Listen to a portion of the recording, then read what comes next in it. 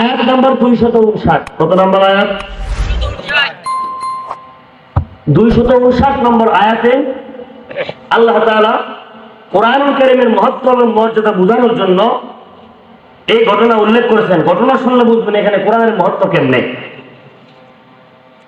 তাফসীরে কাবীরে আল্লামা ফখরুদ্দীন রাজি রাহমাতুল্লাহ আলাইহি, যার যে তাফসীরটার মূল নাম মাফাতিহুল গায়ব, জগৎ বিখ্যাত মুফাসসির, এমন কোন মুফাসসির আর আলেম নাই তাফসীরে কাবীর আর ফখরুদ্দীন রাজির নাম জানে না।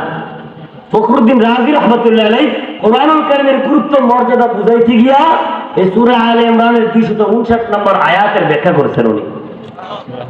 এই ঘটনা উল্লেখ করেছেন যেটা আল্লাহ নিজে আল্লাহর নবীরে শোনাইছে। আল্লাহ নিজে যে গল্প শোনায় ওই গল্প অনেক গুরুত্বপূর্ণ। কিছু কিছু গল্প আছে বানোয়াট মন গড়া কিচ্ছা কাহিনী, কোরআনেও নাই হাদিসেও নাই। যারা বলেন ঠিক কিনা? আল্লাহ যেটা বলছে এটার তো কোনো সন্দেহের অবকাশ নাই। সূরা আলে ইমরান আয়াত নাম্বার কত? 259।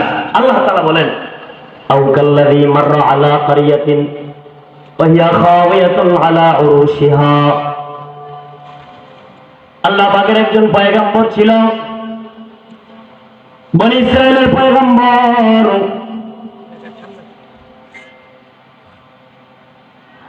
বনি ইসরাইলের পয়গম্বরের নাম ছিল পয়গম্বর উযাইর আলাইহিস সালাতু ওয়াস সালাম। আপনারা কি বিরক্ত হচ্ছেন? বিরক্ত হচ্ছেন না? বনি ইসরাইলের পয়গম্বরের নাম পয়গম্বর উযাইর আলাইহিস সালাতু ওয়াস সালাম।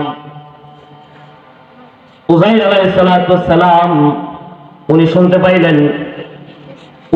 পাইলেন বনি ইসরাইলের বড় একজন জালেম বাদশার নাম ছিল বখতে নসর। কি নাম ছিল? কথা বলেন, কি নাম? বখতে নসর। বখতে নসর নামের আবার একটা ব্যাখ্যা আছে।